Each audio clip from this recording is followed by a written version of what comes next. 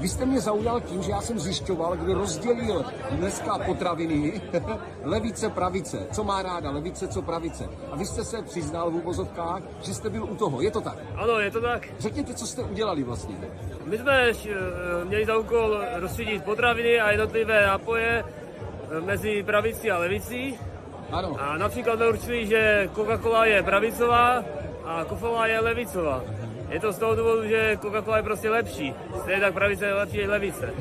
Počkejte, ale nechcete tím říct, že ten, kdo je pravicový, že je to známka toho, ten si dá spíš kolu a kdo je levicový, si dá spíš kofolu.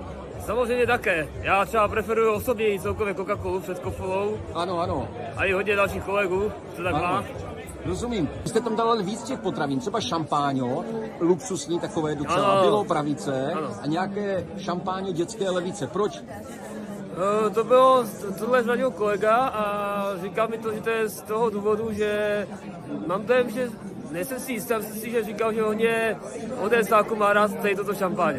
Rozumím. A tam byly ještě další potraviny. Vzpomenete si, Tatranky byly levice. Ano, Tatranky byly levicové, croissanty mám dojem byly v pravici. A proč? Protože kolegovi přišli, že jsou pravicové. Já croissanty rád nemám, takže jsem se tím nevyjadřoval. Rozumím. A Tatranky jsou levicovější. Ano, Tatranky jsou levicovější, jednoznačně. A proč ale? Já jsem jednou viděl partu, mám dojem, že to bylo, byli to levicoví politici, akorát nespomínám, jaká to byla přijde strana. Jasně.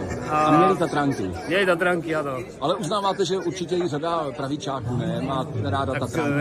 Já si občas dám, když jsem na horách ve Skivaru. Rozumím, dobře. Víte co? A co si myslíte o levici? Protože třeba někdo by vám řekl, levice je přece důležitá. Celá řada lidí z levice, co znám, já vím, že občas i z pravice, poukazuje třeba na sociální situaci řady lidí, aby se pomáhalo lidem, jo, aby peníze, daně šly lidem třeba, kteří na tom nejsou úplně dobře a tak dále. Co vy byste na to řekl? Proč vy tu levici asi tím, že jste mladá ODS, moc nemusíte? Já osobně preferuji menší stát a přenechat odpovědnost na lidech. Když jsme se bavili před chvílí, vy jste říkal, že jste trošku tady černá ovce v mladé ODS. Ano, Proč?